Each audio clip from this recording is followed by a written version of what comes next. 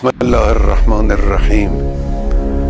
عرض سلام دارم به ملت عزیز و بزرگ کشورمون. شهادت سرداران و دانشمندان عزیز که البته برای همه سنگین است و تعدادی از مردم غیر نظامی رو به ملت ایران به خانواده های اونها تبریک و تسلیت عرض میکنم.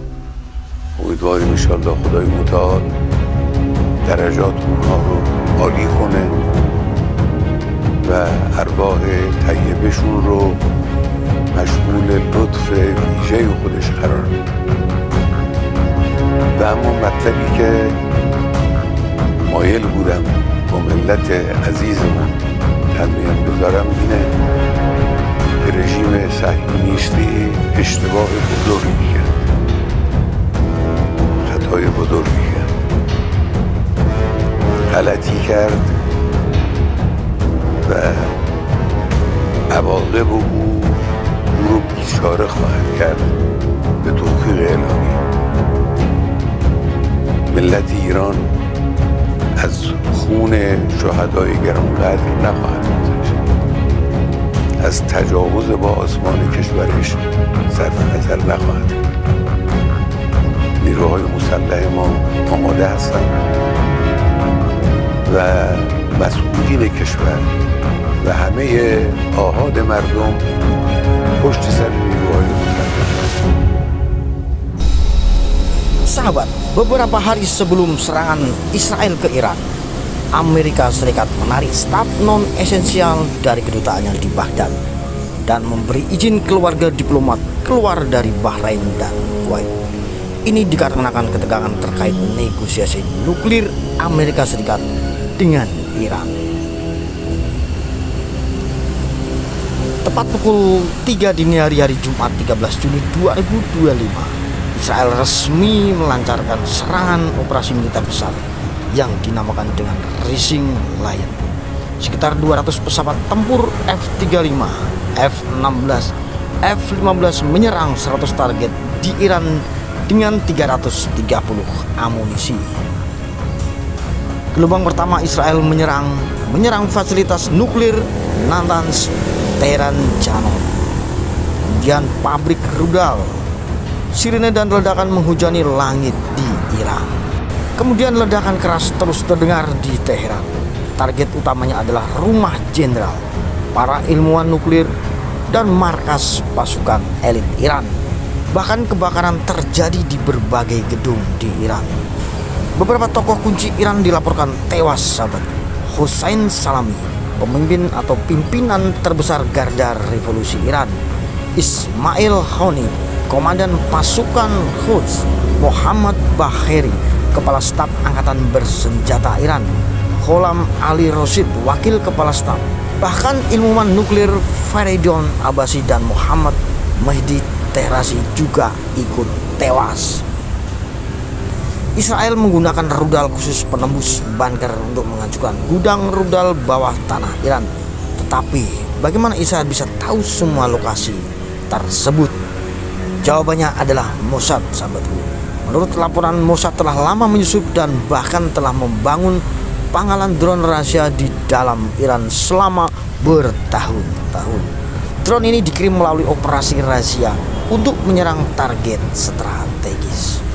Banyak bangunan di Tehran terbakar akibat serangan drone Israel tersebut. Juru bicara militer Iran bersumpah akan membalas dengan keras, menyebut serangan ini kejahatan yang melanggar hukum internasional. Tepat pukul 9 pagi, Kepala Staf Israel menyebut ini sebagai pertempuran untuk bertahan hidup, alias alih-alih membela diri. Intelijen Israel berhasil mengacaukannya sistem pertahanan udara Iran untuk memastikan keberhasilan serangan tersebut.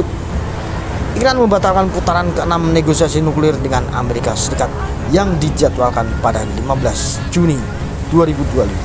Mereka juga menunjuk pengganti sementara Ahmad Fahidi sebagai pimpinan sementara Garda Revolusi. Lalu Habibullah Syayari sebagai Kepala Staf Angkatan Bersenjata.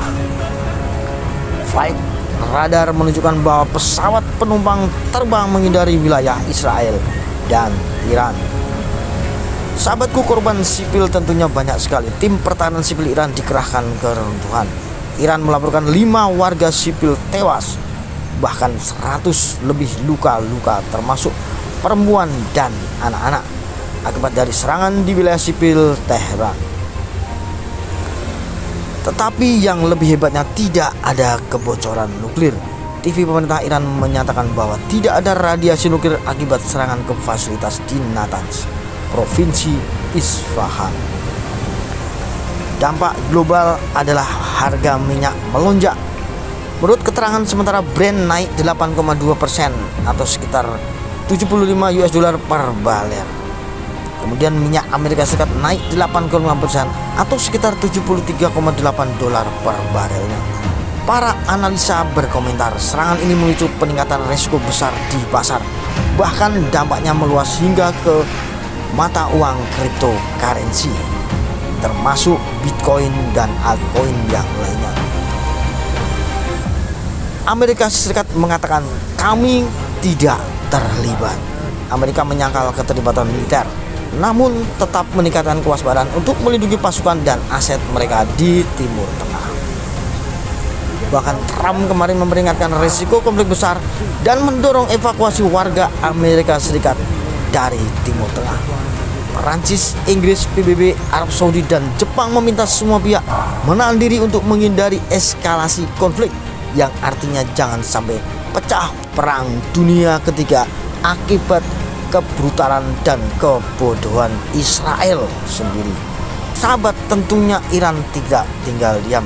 Militer Israel melaporkan Iran meluncurkan serangan lebih dari 100 drone ke arah Israel sebagai respon dan sedang berusaha menembaknya jatuh. Ini terjadi setelah Khamenei mengeluarkan ancaman balasan. Hingga saat ini Iran secara resmi mengumumkan terdapat 5 korban jiwa dari kalangan sipil, serta lebih dari 100 orang terluka akibat serangan udara yang menghantam kawasan sipil di Teheran, termasuk perempuan dan anak-anak.